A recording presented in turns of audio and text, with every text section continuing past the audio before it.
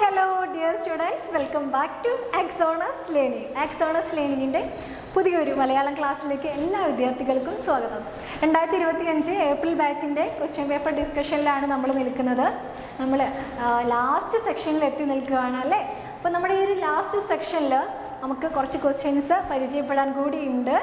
Okay, അപ്പോൾ ഇവിടെ നമുക്ക് ക്വസ്റ്റ്യൻസ് വന്നിട്ടുള്ളത് 3 ക്വസ്റ്റ്യൻസ് ആണ് നമ്മൾ ആൻസർ ചെയ്യേണ്ടത്. അത് നമുക്ക് ഓപ്ഷൻസ് ഉണ്ട് അല്ലേ. ഒരു സെക്ഷനിൽ ഒരു പാർട്ട് എ പാർട്ട് ബി ആയിട്ടാണ്. അതിൽ പാർട്ട് എയോ പാർട്ട് ബിയോ ഏതെങ്കിലും ഒന്ന് നമ്മൾ എഴുതിയാൽ മതി. അങ്ങനെ 3 സെക്ഷനായിട്ടാണ് കൊടുത്തിട്ടുള്ളത്. പാർട്ട് എ പാർട്ട് ബി, അതിലൊരു ക്വസ്റ്റ്യൻ നമ്മൾ എഴുതണം. അപ്പോൾ നമുക്ക് ക്വസ്റ്റ്യൻ ജസ്റ്റ് ഒന്ന് പരിചയപ്പെടാം. ഓക്കെ, താഴെ പറയുന്ന ചോദ്യങ്ങൾക്ക് 100, 150 വാക്കുകളിൽ ഉത്തരം എഴുതുക. ഇവിടെ നമ്മൾ 3 ക്വസ്റ്റ്യനാണ് അറ്റൻഡ് ചെയ്യേണ്ടത്. ഒരു ക്വസ്റ്റ്യൻ നമുക്ക് എത്ര മാർക്കാണോ കിട്ടുന്നത് ഒന്ന് പറഞ്ഞേ, എല്ലാവരും ജസ്റ്റ് നോക്കിയിട്ട് പറഞ്ഞേ. ഒരു ക്വസ്റ്റ്യൻ എഴുതി നമുക്ക് എത്ര മാർക്ക് കിട്ടും? 5 മാർക്കാണ് കിട്ടുന്നത്. അപ്പോൾ നമ്മുടെ ലാസ്റ്റ് ക്വസ്റ്റ്യനാണ്, എസ്സേ ക്വസ്റ്റ്യനാണ്. കൃത്യമായിട്ട് നമ്മൾ ഈ ഒരു ഭാഗം എഴുതണം. ഓക്കെ ആണല്ലോ. അപ്പോൾ താഴെ കൊടുത്തിരിക്കുന്ന ചോദ്യങ്ങൾക്ക് 5 മാർക്കിനാണ് നമ്മൾ ഉത്തരം എഴുതേണ്ടത്. 100 to 150 വാക്കുകളിലാണ്. ഏകദേശം നമ്മൾ ഒരു പേജ് 1.5 പേജ് എങ്കിലും എഴുതുക. അങ്ങനെയെങ്കിൽ നമുക്ക് ഈസി ആയിട്ട് ആൻസർ കിട്ടും. ഒരു എഴുതിയിട്ടില്ലെങ്കിൽ ഒരു 1.25 നിങ്ങൾ കൃത്യമായിട്ട് എഴുതുക കേട്ടോ. ഓക്കെ, അപ്പോൾ അടുത്ത ഫസ്റ്റത്തെ ക്വസ്റ്റ്യനിലേക്ക് നമ്മൾ കിടക്കുകയാണ്. ഇതിലെ 74ാമത്തെ ക്വസ്റ്റ്യൻ, നിങ്ങളൊരു കാര്യം ശ്രദ്ധിക്കുക. 74ാമത്തെ ക്വസ്റ്റ്യൻ എന്ന് പറയുന്നത് ഇവിടെ എ പാർട്ടായിട്ട് കൊടുത്തിട്ടുണ്ട്. അതുപോലെ തന്നെ അടുത്ത ഇതിൽ ബി എന്ന് 74 ബി എന്ന് പറയുന്നത് അല്ലെങ്കിൽ എന്ന് പറഞ്ഞിട്ട് നമുക്ക് ക്വസ്റ്റ്യൻ പേപ്പറിൽ കാണാൻ സാധിക്കും. 74 എ ഓർ അല്ലെങ്കിൽ 74 ബി, അതിലേതെങ്കിലും ഒന്ന് വേണം നമ്മൾ എഴുതാനായിട്ട്. ഓക്കെ, അത് കഴിഞ്ഞിട്ട് നമുക്ക് 75 എ എന്നും 75 ബി എന്നും കാണാൻ സാധിക്കും. അപ്പോൾ 75 എ അല്ലെങ്കിൽ 75 ബി എന്നിങ്ങനെ വേണം നമ്മൾ ആൻസർ എഴുതാൻ വേണ്ടിയിട്ട്. അതുപോലെ തന്നെ അടുത്ത സെക്ഷനാണ് 76 എ, അടുത്തത് 76 ബി എന്നിങ്ങനെ. ഓക്കെ ആണല്ലോ. അപ്പോൾ ഇങ്ങനെ വേണം നമ്മൾ ആൻസർ കണ്ടെത്താൻ. ഏതെങ്കിലും അതിൽ തന്നിട്ടുള്ള എ ബി പാർട്ടുകളിൽ ഏതെങ്കിലുമാണ് നമ്മൾ എഴുതേണ്ടത്. ഓക്കെ, 74-ലെ എയും ബിയും എഴുതിയിട്ട് 75-ലെ എയും ബിയും എഴുതാതിരിക്കാൻ പറ്റില്ല. അപ്പോൾ നമുക്കങ്ങനെ ഒന്നിനെ മാർക്ക് കിട്ടുകയുള്ളൂ. അപ്പോൾ 76ാമത്തെ അടുത്ത സെക്ഷനിൽ നമ്മളെ മാർക്ക് പോകും. ഓക്കെ, അപ്പോൾ 76 ബി എ ബി എന്നുള്ളതിൽ ഏതെങ്കിലും ഒന്ന് നമുക്ക് അറ്റൻഡ് ചെയ്യാം. 75, 76, 77 എന്നിങ്ങനെയാണ് വന്നിട്ടുള്ളത്. 74 ആണെങ്കിൽ ഓക്കെ, കാര്യം പിടി കിട്ടിയല്ലോ. അപ്പോൾ 74 എ ക്വസ്റ്റ്യൻ നോക്കാം. ലളിത ജീവിതത്തിൻ്റെയും സ്വാശ്രയ ജീവിതത്തിൻ്റെയും പ്രാധാന്യം വ്യക്തമാക്കുന്ന ലഘു പ്രഭാഷണം തയ്യാറാക്കുക. അല്ലെ, ലളിത ജീവിതം എന്ന് പറയുന്ന ഒരു യൂണിറ്റ് നമുക്ക് പഠിക്കാനുണ്ട്. മഹാത്മാഗാന്ധിയുടെ അല്ലെ, അദ്ദേഹത്തിൻ്റെ ആത്മകഥയിൽ നിന്ന് എടുത്തിട്ടുള്ള ഭാഗമാണ്. അപ്പോൾ ഇവിടെ എന്താണ് അതിൻ്റെ പ്രാധാന്യം? സ്വാശ്രയ ജീവിതത്തിൻ്റെ പ്രാധാന്യം. ലളിത ജീവിതത്തിൻ്റെ ഓപ്പോസിറ്റാണ് സ്വാശ്രയ ജീവിതം എന്ന് പറയുന്നത്. നമ്മൾ ലാവിഷായിട്ട് ജീവിക്കുക. ലളിത ജീവിതത്തിൻ്റെ സ്വാശ്രയ ജീവിതത്തിൻ്റെ എന്നാണ്. സ്വാശ്രയ ജീവിതം എന്ന് പറഞ്ഞാൽ എന്താണ്? നമ്മൾ സ്വയം ആശ്രയിച്ച് ജീവിക്കുക, മറ്റൊരു വ്യക്തിയെ നമ്മുടെ ജീവിതത്തിൽ ആശ്രയിക്കാതെ എല്ലാ കാര്യങ്ങളും നമ്മുടെ കാര്യങ്ങളൊക്കെ നമ്മൾ സ്വന്തമായിട്ട് ചെയ്യുക എന്നുള്ളതാണ് സ്വാശ്രയം എന്ന് പറയുന്നത്. നേരത്തെ പറഞ്ഞത് നിങ്ങൾ ഡിലീറ്റ് ചെയ്യണം കേട്ടോ. ഓക്കെ, അപ്പോൾ ലളിത ജീവിതത്തിൻ്റെ സ്വാശ്രയ ജീവിതത്തിൻ്റെ പ്രാധാന്യമാണ് ഇവിടെ പറയേണ്ടത്. സ്വാശ്രയ ജീവിതം എന്ന് പറഞ്ഞാൽ എന്താണ്? നമ്മൾ സ്വന്തം കാര്യങ്ങൾ സ്വന്തമായിട്ട് ചെയ്യുക. ഇപ്പം നമുക്കറിയാം, ഗാന്ധിജി എന്ത് ചെയ്യുന്നുണ്ട്? സ്വന്തം കാര്യങ്ങൾ, തുണി അലക്കാൻ, അതുപോലെ തന്നെ മറ്റ് മുടി വെട്ടാനും ഒക്കെ എന്ത് ചെയ്യുന്നുണ്ട്? സ്വന്തമായിട്ട് ചെയ്യുകയാണ് ചെയ്യുന്നത്. അതിനോട് എന്ത് ചെയ്യാൻ പറ്റുന്നുണ്ട്? നമുക്ക് ചിലവ് ചുരുക്കാം. അപ്പോൾ അത്തരം കാര്യങ്ങളൊക്കെ പറഞ്ഞുകൊണ്ട് വേണം നമ്മൾ ഈ ഒരു ആൻസറിലേക്ക് എത്താൻ വേണ്ടിയിട്ട്. ഒന്ന് പറഞ്ഞേ, ലളിത ജീവിതത്തിൽ ആർഭാടത്തിനും ആഡംബരത്തിനും സ്ഥാനമില്ല ഉണ്ടോ? അപ്പോൾ നമ്മൾ എന്ത് ചെയ്യണം? ജീവിതത്തിലെ ആർഭാടവും ഒക്കെ എന്ത് ചെയ്യണം? കുറയ്ക്കണം. അടുത്തത് ചിലവ് കുറച്ചുകൊണ്ടുള്ള ജീവിതം. ചിലവ് കുറച്ചുകൊണ്ടുള്ള ജീവിതം. വിവാഹം, ജന്മദിനം, മരണം എന്നിവയ്ക്ക് വേണ്ടി അമിത തുക ചിലവാക്കാതിരിക്കുക. ആഭരണങ്ങൾ, വില കൂടിയ വസ്ത്രങ്ങൾ, പാരിതോഷികം, ഓഡിറ്റോറിയം, പന്തൽ, സ്റ്റേജ്, സദ്യ, അങ്ങനെ കലാപരിപാടികൾ, വീഡിയോ, ക്യാമറ എന്നീ എല്ലാ മേഖലയിലും ആർഭാടത്തിൻ്റെ തിരകളാണ് നമുക്കിന്ന് കാണാൻ പറ്റുന്നത്. അപ്പോൾ ചെറിയ രീതിയിൽ നമുക്കൊരു രജിസ്റ്റർ മാരേജ് ചെയ്യാവുന്നതല്ലേ ഉള്ളൂ അല്ലേ? അതുപോലെ കല്യാണം എന്ന് പറയുന്നത് അതാണ് ലളിത ജീവിതത്തിലേക്ക് മടങ്ങുക, സ്വാശ്രയത്തിലേക്ക് മടങ്ങുക എന്നിവിടെ പറയുന്നത്. അതിൻ്റെ പ്രാധാന്യത്തെയാണ് നമ്മളിവിടെ എഴുതേണ്ടത്. അപ്പം അങ്ങനെയൊക്കെ ചെയ്ത് കഴിഞ്ഞാൽ നമുക്ക് എന്ത് ചെയ്യാൻ പറ്റും? ചിലവ് ചുരുക്കാം, അല്ലേ? കല്യാണം എന്ന പേരിലുള്ള അമിത ചിലവ് ചുരുക്കി കഴിഞ്ഞാൽ തന്നെ അച്ഛനും അമ്മയ്ക്കും ഒരു ആശ്രയമായിരിക്കും. സ്വന്തമായിട്ട് പെൺകുട്ടികളായാലും ആൺകുട്ടികളായിട്ടും ആയാലും സ്വന്തമായിട്ട് ജോലി ചെയ്ത് അധ്വാനിച്ച പൈസ കൊണ്ട് വേണം കല്യാണം കഴിക്കാൻ. ഓക്കെ, അപ്പോൾ അതൊക്കെ ഒന്ന് നോക്കുക. കേരളം ലളിത ജീവിതവും സ്വാശ്രയവും നയിക്കുന്ന പക്ഷം ആഹാരം, വസ്ത്രം, പാർപ്പിടം, തൊഴിൽ, വിദ്യാഭ്യാസം, സമ്പത്ത് തുടങ്ങിയ എല്ലാ മേഖലകളിലും മുന്നേറ്റം ഉണ്ടാകും, അല്ലേ?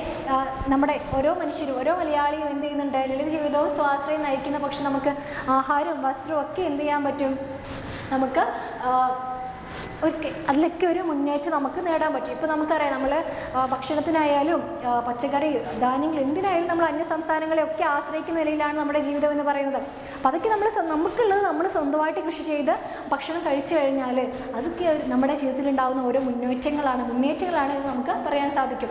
വീട് വയ്ക്കാനും മക്കളുടെ വിവാഹം നടത്തുവാനും ജീവിതം പണയം വെക്കേണ്ടി വരുന്ന അവസ്ഥയ്ക്ക് അന്ത്യമാകും. ഓക്കെ, അപ്പോൾ ഇത് നമ്മുടേതായ രീതിയിൽ നമുക്ക് എത്രത്തോളം എഴുതാൻ പറ്റുമോ എന്നുള്ളതാണ്, കൃത്യമായിട്ട് സമയം നോക്കി കൃത്യമായിട്ട് എഴുതുക എന്നുള്ളതാണ് ഈ ഒരു സെക്ഷനിൽ എനിക്ക് പറയാനുള്ളത്. അടുത്ത ക്വസ്റ്റ്യനിലേക്ക് പോവാം. 74B ക്വസ്റ്റ്യനാണ് നമ്മളിവിടെ പറയാൻ പോകുന്നത്. ബഷീറിൻ്റെ മൂല്യബോധവും ലോകവീക്ഷണവും പ്രകടമാക്കുന്ന കൃതിയാണ് എൻ്റെ ഉപ്പൂപ്പാക്ക് ഒരു ആനയുണ്ടായിരുന്നു. ഈ പാഠഭാഗത്തെ ആസ്പദമാക്കി സമർത്ഥിക്കുക. എന്താണ്? ബഷീറിൻ്റെ മൂല്യബോധവും ലോകവീക്ഷണവും പ്രകടമാകുന്ന കൃതി ഏതാണ് എന്നുള്ളതാണ് നമ്മുടെ ക്വസ്റ്റ്യൻ. ഓക്കെ, മൂല്യബോധവും ലോകവീക്ഷണവും പ്രകടമാക്കുന്ന കൃതി ഏതാണ് എന്നുള്ളതാണ് ക്വസ്റ്റ്യൻ. അപ്പോൾ നമുക്കറിയാം, മുസ്ലിം സമൂഹത്തിൽ നിലനിന്നിരുന്ന അന്ധവിശ്വാസങ്ങൾക്കെതിരെയുള്ള ഒരു കടന്നാക്രമണമായിട്ട് ഈ നോവൽ മാറുകയാണ്, അല്ലേ? നമുക്കറിയാം, ബഷീറിൻ്റെ ഈ ഒരു നോവലിൽ അത്രത്തോളം ഒരു അന്ധവിശ്വാസവും ഒക്കെ കടന്നു വരുന്നതായിട്ട് നമുക്ക് കാണാൻ പറ്റും, അല്ലേ? കുഞ്ഞിപ്പാത്തുമ്മയുടെ ഉപ്പയ്ക്കും ഉമ്മയ്ക്കും ആയാലും അതൊക്കെ നമ്മൾ എന്ത് ചെയ്യണം? ഈ ഒരു ഭാഗത്ത് വിശദീകരിക്കണം.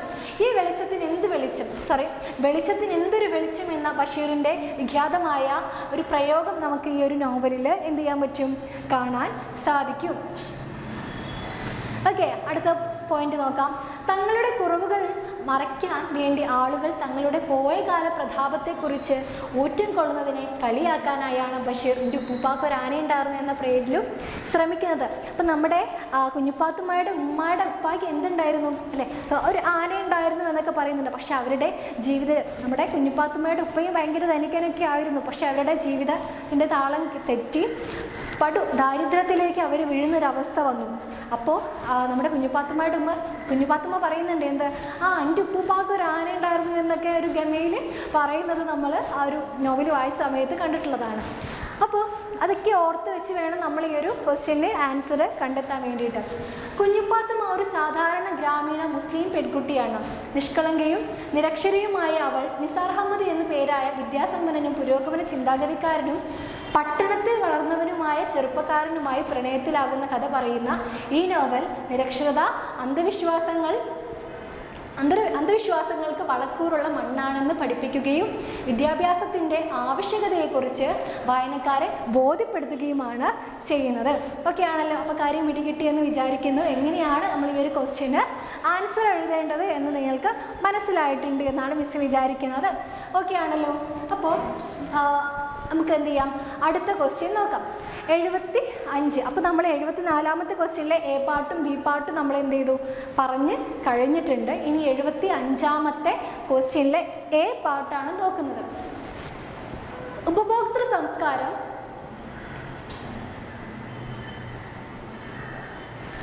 ആനുകാലിക ജീവിതത്തിൽ ചെലുത്തുന്ന സ്വാധീനം എന്ന വിഷയത്തിൽ ഒരു ലഘു ഉപന്യാസം തയ്യാറാക്കുക. ഉതുപ്പാൻ്റെ കിണർ എന്ന കഥയിലെ ആശയതലം കൂടി പരിഗണിക്കേണ്ടതാണ്. അപ്പോൾ ഉതുപ്പാൻ്റെ കിണർ എന്ന് പറയുന്ന ആ ഒരു കൃതിയിലെ ആശയതലത്തെ കൂടി മുൻവെച്ചുകൊണ്ട് ഉപഭോക്തൃ സംസ്കാരം, അല്ലേ, ആനുകാലിക ജീവിതത്തിൽ ചെലുത്തുന്ന സ്വാധീനം എങ്ങനെയാണ് നമ്മുടെ ഈ ഒരു രീതിയിൽ നമുക്കത് ഉദാഹരണമായിട്ട് വെക്കുമ്പോൾ തന്നെ നമുക്ക് ഈസിയായിട്ട് എഴുതാൻ പറ്റും.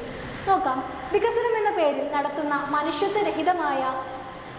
മനുഷ്യത്വരഹിതമാണ് ഉതുപ്പാൻ്റെ കിണർ എന്ന കഥയിൽ നമുക്ക് കാണാൻ സാധിക്കുന്നത്, അല്ലേ? വികസനത്തിൻ്റെ പേരിൽ എന്ത് ചെയ്യുന്നു? പാരമ്പര്യങ്ങളെ ഇവിടെ നശിപ്പിക്കുകയാണ് ചെയ്യുന്നത്. വികസനങ്ങൾ ഉണ്ടായിക്കോട്ടെ, വികസനങ്ങൾ ഒരിക്കലും വേണ്ട എന്ന് നമ്മൾ പറയുന്നില്ല. പക്ഷെ പാരമ്പര്യങ്ങളെ പൂർണ്ണമായിട്ടും പുറന്തള്ളണം എന്ന് പറയുന്ന രീതിയോട് നമുക്ക് യോജിക്കാൻ പറ്റുമോ? ഒരിക്കലും ഇല്ല. അപ്പോൾ പുതുമയ്ക്ക് വേണ്ടി പാരമ്പര്യങ്ങളെ പുറന്തള്ളുന്ന കാഴ്ചയാണ് ലോകമെങ്ങും കാണുന്നത്. കുഴൽ വെള്ളം കിട്ടിയപ്പോൾ ഉതുപ്പാൻ്റെ കിണർ മൂടണം എന്ന് പറഞ്ഞത് മനുഷ്യത്വരഹിതമായ കാഴ്ചപ്പാടാണ്. അപ്പോൾ ഇത് നമുക്കറിയാം, 5 മാർക്കിൻ്റെ ക്വസ്റ്റ്യൻ ആണ്. ഏതാണ് കൃതി, ആരുടെ കൃതിയാണ് എന്ന് കൂടി എഴുതണം.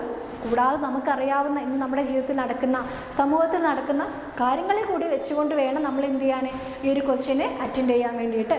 ഓക്കെ ആണല്ലോ? അപ്പോൾ നിങ്ങൾക്ക് ക്ലിയറായി എന്നാണ് വിചാരിക്കുന്നത്. നിങ്ങൾ നല്ലപോലെ എഴുതും. ഇങ്ങനൊരു ക്വസ്റ്റ്യൻ വന്നു കഴിഞ്ഞാൽ എഴുതുമെന്നാണ് മിസ് വിചാരിക്കുന്നത്.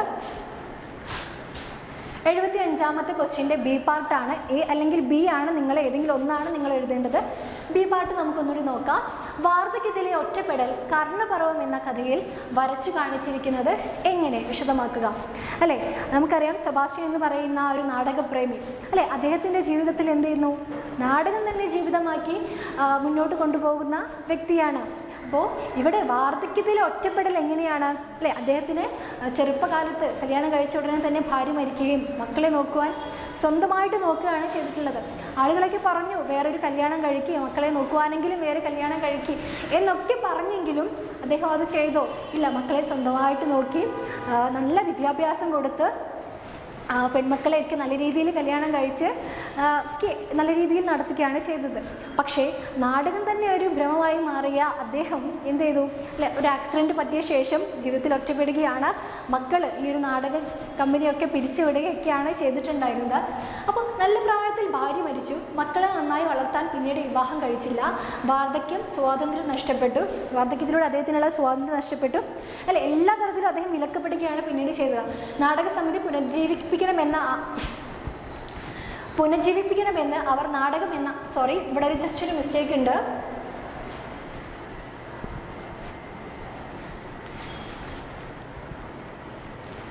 ഓക്കെ, നാടക സമിതി പുനർജീവിപ്പിക്കണമെന്ന ചിന്ത വന്നപ്പോൾ മക്കൾ എതിർത്തു. അങ്ങനെ നാടക സമിതി എന്ത് ചെയ്യുകയാണ്? സെബാസ്റ്റ്യനും പിരിച്ചുവിടേണ്ട അവസ്ഥയാണ് വന്നിട്ടുള്ളത് അല്ലേ? നോക്കാം, നാടകം തൻ്റെ ജീവിതത്തിൽ നിന്നും മക്കൾ പിച്ച് ചിന്തിയ നിമിഷം മുതൽ അയാളുടെ മനോനില തകരാറിലാകുന്നു. ഒടുവിൽ സ്വത്തിനു വേണ്ടി അപ്പനെ ഒഴിവാക്കുകയും ചെയ്യുന്നു അല്ലേ? സ്വത്തിനു വേണ്ടിയിട്ട് എന്ത് ചെയ്യാണ്? മക്കള് അപ്പനെ അല്ലേ കൃത്യമായിട്ട് പ്ലാൻ ചെയ്ത് നശിപ്പിക്കുകയാണ് ചെയ്തിട്ടുള്ളത് അല്ലേ? ഒരു വെള്ളപ്പൊക്കത്തിൽ ആ ഒരു സമയത്ത് നമുക്കറിയാം ആ ഒരു കഥ എങ്ങനെയാണ് മുന്നോട്ട് പോകുന്നത്. അച്ഛനെ അവിടെ ഉപേക്ഷിച്ചിട്ട് മക്കൾ മടങ്ങുകയാണ് ചെയ്യുന്നത്. അവർ കൃത്യമായിട്ട് പ്ലാൻ ചെയ്യുന്നുണ്ട്. എന്താണ് അല്ലേ, കാണാനില്ല എന്ന പരാതി കൊടുക്കാം എന്നൊക്കെ പറഞ്ഞുകൊണ്ട് അവർ മുന്നോട്ട് നീങ്ങുകയാണ് ചെയ്യുന്നത്. അപ്പോൾ സ്വന്തം ജീവിതം മക്കൾക്ക് വേണ്ടിയിട്ട് ത്യജിച്ച ഒരു അപ്പനാണ് ഇവിടെ മക്കൾ അച്ഛനെ പുറന്തള്ളിയ കാഴ്ചയിൽ നമ്മൾ കാണുന്നത്. അപ്പോൾ ഇവിടെ വാർദ്ധക്യ ജീവിതത്തെ പരിഗണിക്കാത്ത വർത്തമാനകാലത്തിൻ്റെ വിമർശനം കൂടിയാണ് ഈ ഒരു കഥ എന്ന് നമുക്ക് പറയാൻ സാധിക്കും. ഇന്ന് നമ്മുടെ ജീവിതത്തിൽ നടക്കുന്ന അല്ലെ, അച്ഛനും അമ്മയും സ്വന്തം മക്കൾക്ക് വേണ്ടി ജീവിതം ത്യജിച്ചിട്ടും മക്കൾ എന്ത് ചെയ്യുന്നു അല്ലെ, അവരുടെ നല്ല കാലത്ത് ഇവരെ ഒരു ബാധ്യതയായി തീരുന്ന അവസ്ഥയിൽ ഉപേക്ഷിക്കുകയാണ് ചെയ്യുന്നത് അല്ലേ? എത്ര കഷ്ടപ്പെട്ടാലും മാതാപിതാക്കൾ നമ്മളെ നോക്കും. പക്ഷെ മക്കൾക്ക് എന്തോ അച്ഛനമ്മമാരൊരു ബാധ്യതയായിട്ട് തീരുന്നു. അങ്ങനെ ഒരിക്കലും ചെയ്യരുത്. സ്വന്തം അച്ഛനെയും അമ്മയൊക്കെ നമ്മൾ തന്നെ വേണം നോക്കുവാൻ. നമ്മളെ എത്രയോ ചെറുപ്പത്തിലല്ലേ നമുക്കറിയാം അവരൊക്കെ നമ്മൾ എത്ര കഷ്ടപ്പെട്ടാണ് ഇല്ലായ്മയും വല്ലായ്മയും ഒക്കെ അറിയാതെയാണ് വളർത്തിയിട്ടുള്ളത്. അപ്പോൾ അതൊക്കെ അറിഞ്ഞുകൊണ്ട് ഈ ഒരു ഭാഗം നിങ്ങൾക്ക് എഴുതാൻ പറ്റും. ഇങ്ങനെ ഒരു ക്വസ്റ്റ്യൻ വന്നു കഴിഞ്ഞാൽ നമ്മൾ നമ്മുടെ ഒരു ചുറ്റുപാടൊക്കെ ഒന്ന് പരിശോധിച്ചിട്ട് വേണം ഈ ഒരു ക്വസ്റ്റ്യൻ ആൻസർ എഴുതാൻ വേണ്ടിയിട്ട്. ഓക്കെ, അപ്പോൾ 76ാമത്തെ ക്വസ്റ്റ്യൻ്റെ എ പാർട്ടാണ് ഇനി പറയുന്നത്. ഈ എ പാർട്ട് അല്ലെങ്കിൽ ബി പാർട്ടാണ് നമ്മളിവിടെ അറ്റൻഡ് ചെയ്യേണ്ടത്. തുള്ളൽ കൃതികളിലെ സാമൂഹിക വിമർശനം, ഫലിതം, പരിഹാസം എന്നിവ കാലമില്ലാത്ത കാലം എന്ന പാഠഭാഗത്തെ അടിസ്ഥാനപ്പെടുത്തി വിവരിക്കുക. തുള്ളൽ കൃതികളിലെ സാമൂഹിക വിമർശനം എങ്ങനെയായിരുന്നു അല്ലേ? നമ്പ്യാരുടെ ഒരു പ്രത്യേകതയാണ് സാമൂഹിക വിമർശനം എന്നുള്ളത് അല്ലേ? ഉയർന്ന ജാതിക്കാരെയും പണ്ഡിതന്മാരെയും ബ്രാഹ്മണന്മാരെയും ഒക്കെ തൻ്റേതായ ഭാഷയിൽ വിമർശിക്കാൻ കൂടിയാണ് അദ്ദേഹം നമ്മുടെ ഈ ഒരു തുള്ളൽ കൃതി രചിക്കപ്പെട്ടത് തന്നെ. അപ്പം നമുക്ക് നോക്കാം, ഇതിവൃത്തം പുരാണ ഇതിഹാസങ്ങളിലേതാവുമ്പോഴും നമ്പ്യാർ അവയിൽ സമകാലിക ജീവിതം വ്യക്തമായി പ്രതിഫലിച്ചു. നമ്മുടെ ചുറ്റുപാട് നടക്കുന്ന അല്ലെ ആ ഒരു കാലത്തിൻ്റെ അസമത്വങ്ങളെയൊക്കെ വിവരിച്ചുകൊണ്ടാണ് നമ്പ്യാർ വളരെ ഫലിത രൂപേണയാണ് ഈ ഒരു തുള്ളൽ കൃതി രചിക്കപ്പെട്ടിട്ടുള്ളത്. അപ്പോൾ 18ാം നൂറ്റാണ്ടിലെ സാമൂഹിക സ്ഥിതിയിലേക്ക് വെളിച്ചം വീശുന്നു അല്ലേ? ആ കാലത്തുണ്ടായിരുന്ന പ്രമുഖന്മാരുടെയൊക്കെ ആ ഒരു ജീവിത രീതിയും സാധാരണക്കാരുടെ ആ ഒരു ജീവിത രീതിയും അതിനെയൊക്കെ താരതമ്യം ചെയ്തുകൊണ്ട് രാജാക്കന്മാരെയും പണ്ഡിതന്മാരെയും വിമർശിച്ചുകൊണ്ടാണ് അദ്ദേഹം എഴുതിയിട്ടുണ്ടായിരുന്നത്. അപ്പം ആ ഒരു ജീവിത രീതിയിലേക്ക്, ആ ജീവിതക്രമങ്ങളിലേക്ക് ഒക്കെ വെളിച്ചം വീശുന്നതാണ് എന്ന് നമുക്ക് പറയാൻ സാധിക്കും. അന്നത്തെ സാമുദായിക ജീവിതത്തിലെ വൈകല്യങ്ങൾ കേൾവിക്കാർക്ക് ബോധം വരുത്തുവാൻ കവിതയെ അദ്ദേഹം എന്ത് ചെയ്തു? ആയുധമാക്കി. നെമ്പേരുടെ ജീവിതം ഏറിയ പങ്കും കൊട്ടാരങ്ങളിലും പ്രഭു കുടുംബങ്ങളിലും ആയിരുന്നു. അവിടെ അദ്ദേഹം അടുത്തറിഞ്ഞ രാജാക്കന്മാർ, ഭൃത്യന്മാർ, വിചാരിപ്പുകാർ, ഗണികകൾ, കലാകാരന്മാർ, കച്ചവടക്കാർ, ഭടന്മാർ തുടങ്ങിയവരുടെ ഹീനവും അധാർമികവും ആയ പ്രവൃത്തികൾ ഫലിത പരിഹാസങ്ങളിലൂടെ തിരുത്തുവാനുള്ള ശ്രമം മിക്ക കൃതികളിലും കാണാം അല്ലേ. ഈ ഒരു പഞ്ചേന്ദ്രോപാഖ്യാനം എന്ന ഈ ഒരു തുള്ളിക്കൃതിയിൽ മാത്രമല്ല, അദ്ദേഹത്തിൻ്റെ മിക്ക കൃതികളിലും ഇത് തന്നെയാണ് അദ്ദേഹം ആയുധമാക്കുന്നത്. ഒക്കെയാണല്ലോ. അപ്പോൾ രാജശിക്ഷ, ഭയക്കാത്ത മന്ത്രിമാർ, പോറ്റിമാർ, പ്രജകൾ എന്നിവരെ കുറിച്ചൊക്കെ അദ്ദേഹം പറയുന്നുണ്ട്. ഓക്കെ, പൂജ ചെയ്ത് പിഴയ്ക്കുന്ന പോറ്റിമാർ, ഊട്ടുതേണ്ടുന്ന ബ്രാഹ്മണർ, അവരെ കുറിച്ചൊക്കെ എന്ത് ചെയ്യുന്നുണ്ട്? അദ്ദേഹം വിമർശിക്കുന്നുണ്ട്. വേശ്യകളെ മാളിക മുകളിൽ വാഴിക്കുന്ന കാര്യക്കാർ, നാടുവാഴികളുടെ അധികാര ദുർവിനിയോഗം. അക്കാലത്ത് വേശ്യകളെ രാജഭരണകാലത്ത് രാജാക്കന്മാർക്കിടയിൽ നിന്നിരുന്ന രഹസ്യമായ ബന്ധങ്ങളെയൊക്കെയാണ് നമ്മുടെ നമ്പ്യാരെ വിമർശിക്കുന്നത്. ഓക്കെ, കണിയാന്മാർ, മന്ത്രവാദികൾ, വൈദ്യന്മാർ തുടങ്ങി മരണഭയം മുതലെടുത്ത് ജനത്തെ പറ്റിച്ചു കഴിഞ്ഞു കൂടുന്നവർ, ഇവരെല്ലാമാണ് അല്ലേ. എത്ര പേരെയാണ് അല്ലേ കണക്കറ്റ് പരിഹസിക്കുന്ന ഒരു കാഴ്ച നമുക്ക് കാണാൻ സാധിക്കും. അടുത്തത് നമ്മുടെ ലാസ്റ്റ് ക്വസ്റ്റ്യൻ്റെ ഏതായിരുന്നു? ക്വസ്റ്റ്യൻ നമ്പർ 76 ബി പാർട്ടാണ് നമ്മൾ പറയുന്നത്. അപ്പോൾ ആ ഒരു ക്വസ്റ്റ്യൻ അല്ലെങ്കിൽ ഈ ഒരു ക്വസ്റ്റ്യനാണ് നിങ്ങൾ എ പാർട്ട് അല്ലെങ്കിൽ ബി പാർട്ടിനാണ് നിങ്ങൾ ആൻസർ ചെയ്യേണ്ടത്. അന്ത്യത്തിരി എന്ന കവിതയെ ആധാരമാക്കി ഇടശ്ശേരിയുടെ കാവ്യദർശന വിവരിക്കുക അല്ലേ. ഇടശ്ശേരിയെ കുറിച്ച് നിങ്ങൾക്ക് അറിയാവുന്ന കാര്യങ്ങളൊക്കെ ഈ ഒരു ഭാഗത്ത് എന്ത് ചെയ്യാം, വിവരിച്ച് നിങ്ങൾക്ക് എഴുതാൻ പറ്റും. ഒക്കെയാണല്ലോ.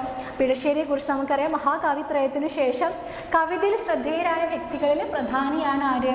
ഇടശ്ശേരി ഗോവിന്ദൻ. ഇടശ്ശേരി വാർദ്ധക്യ ദശയിൽ എഴുതിയ കവിതയാണ് ഏത്? അന്ത്യത്തിരി എന്ന് പറയുന്ന ഒരു നമുക്ക് പഠിക്കാനുള്ള പാഠഭാഗം. കൂടാതെ അദ്ദേഹത്തിൻ്റെ കൃതികളിൽ പ്രധാനമായിട്ട് വരുന്നതായിരുന്നു ദാരിദ്ര്യം അല്ലേ. ദാരിദ്ര്യത്തെ കേന്ദ്രമാക്കിയിട്ട് ഒരുപാട് കൃതികൾ ഇടശ്ശേരി എഴുതിയിട്ടുണ്ട്. അത് അദ്ദേഹത്തിൻ്റെ ഒരു പ്രത്യേകതയാണെന്ന് പറയാം. കേരളത്തിൽ ആചരിക്കപ്പെട്ടു വരുന്ന അന്ത്യത്തിരി വയ്ക്കുക എന്ന അനുഷ്ഠാനത്തോട് ബന്ധപ്പെടുത്തി വെളിച്ചത്തിന് വേണ്ടിയുള്ള ശ്രമത്തെ ആവിഷ്കരിക്കുന്ന കവിതയാണിത്. ഓക്കെ, അപ്പോൾ സൂര്യൻ എന്ന പ്രകാശം പോയി മറയും മുമ്പ്, നമുക്ക് അന്ത്യത്തിരി എന്ന് പറയുന്ന കൃതിയിലേക്ക് കടക്കുമ്പോൾ നമുക്കറിയാം എന്താണ് സൂര്യൻ എന്ന പ്രകാശം പോയി മറയും മുമ്പ് അതിൽ നിന്ന് തേജസ്സിൻ്റെ ഒരു തിരി അല്ലേ. സന്ധ്യാസമയങ്ങളിലെ ഹിന്ദു വീടുകളിലൊക്കെ നിങ്ങൾ കാണുന്നുണ്ടായിരിക്കും നിലവിളക്ക് ദീപം വയ്ക്കുക എന്ന് പറയുന്നത്. അപ്പോൾ സൂര്യനിൽ നിന്നുള്ള ഒരു പ്രകാശം ആ തിരിയിലേക്ക് ആവാഹിക്കുക എന്നാണ്. സൂര്യന് അന്തിമയങ്ങുന്ന സമയത്ത് അത് ഒരു പ്രകാശമായിട്ട് ജ്വലിക്കുക എന്നതാണ് അന്ത്യത്തിരി വയ്ക്കുക എന്ന് പറയുന്ന ആ കൃതിയിലൂടെ കവി പറയുന്നത്. അപ്പം സൂര്യ തേജസ്സിൻ്റെ ഒരു തിരി തെളിയിച്ചെടുക്കുക എന്നതാവാം അന്ത്യത്തിരി വയ്ക്കുക എന്ന ചടങ്ങിൻ്റെ അന്തസാരം. ഇതിൻ്റെ നാടകീയമായ ഒരു ആവിഷ്കാരമാണ് അന്ത്യത്തിരി എന്ന് പറയുന്ന കൃതിയിൽ നമുക്ക് കാണാൻ സാധിക്കുന്നത്. അപ്പോൾ നമ്മൾ 76 ക്വസ്റ്റ്യൻസ് നമ്മൾ ഈ ഒരു ഭാഗത്ത് ഡിസ്കസ് ചെയ്തിട്ടുണ്ട്. 76A, 76B തുടങ്ങിയ ക്വസ്റ്റ്യൻസ് നമ്മൾ ഡിസ്കസ് ചെയ്ത് കഴിഞ്ഞു. അപ്പോൾ അതിൽ 76Aയോ Bയോ നിങ്ങൾ എഴുതേണ്ടതേ ഉള്ളൂ. ഓക്കെ, അപ്പോൾ ലാസ്റ്റ് സെക്ഷനിൽ 3 ക്വസ്റ്റ്യൻ നമ്മൾ അറ്റൻഡ് ചെയ്ത് കഴിഞ്ഞാൽ നമുക്ക് 5 മാർക്കാണ് ലഭിക്കുന്നത്. അപ്പോൾ നിങ്ങൾക്ക് ക്ലിയർ ആയി എന്നാണ് മിസ് വിചാരിക്കുന്നത്. ഇത്രയും അല്ലേ 76 ക്വസ്റ്റ്യൻസ് ആണ് നമ്മൾ ഡിസ്കസ് ചെയ്തത്. 1 മുതൽ 50 വരെയുള്ള ക്വസ്റ്റ്യൻസ് നമുക്ക് 1 മാർക്കിൻ്റെ ക്വസ്റ്റ്യൻസ് ആയിരുന്നു. പിന്നീട് നമ്മൾ 2 മാർക്കിൻ്റെ ക്വസ്റ്റ്യൻസ് ഡിസ്കസ് ചെയ്തു. 3 മാർക്കിൻ്റെ ക്വസ്റ്റ്യൻസും നമ്മൾ പറഞ്ഞു കഴിഞ്ഞു. ലാസ്റ്റ് 5 മാർക്കിൻ്റെ ക്വസ്റ്റ്യൻസ് വളരെ ക്ലിയർ ആയിട്ട് നിങ്ങൾക്ക് എല്ലാ പാഠത്തിലേക്കും എല്ലാ യൂണിറ്റുകളിലേക്കും ഒന്ന് ഓടി ചെല്ലുന്ന തരത്തിലായിരുന്നു മിസ് പറഞ്ഞിട്ടുണ്ടായിരുന്നത്. അപ്പോൾ നിങ്ങൾ എന്ത് ചെയ്യുക, കൃത്യമായിട്ട് അതൊക്കെ എടുത്തു വെച്ച് പഠിക്കുക, നോട്ട്സ് തയ്യാറാക്കുക. ഓക്കെ, നമുക്ക് സമയമില്ല കളയാനായിട്ട് അല്ലേ. നാളെ പഠിക്കാമെന്ന് ഇനി ആരും വിചാരിക്കേണ്ട, നാളെ നമുക്ക് സമയമില്ല, എക്സാംസ് അടുത്ത് കഴിഞ്ഞു. ഓക്കെ, അപ്പോൾ ടെൻഷൻ ഫ്രീ ആയിട്ട് നമുക്ക് എക്സാമിനെ അഭിമുഖീകരിക്കണമെങ്കിൽ ഇപ്പോഴേ നമ്മൾ പഠിച്ചു തുടങ്ങണം. ഓക്കെ ആണല്ലോ. അപ്പോൾ നമുക്ക് എന്ത് ചെയ്യാം, ഇനി അടുത്ത ക്ലാസ്സിൽ നമുക്ക് വീണ്ടും കാണാം. അടുത്ത ക്ലാസ്സിൽ കൃത്യമായിട്ട് എല്ലാവരും നമ്മുടെ ക്ലാസ് കേൾക്കുക, അഭിപ്രായങ്ങളൊക്കെ പറയുക. അടുത്ത ക്ലാസ്സിൽ വീണ്ടും കാണാം. Thank you.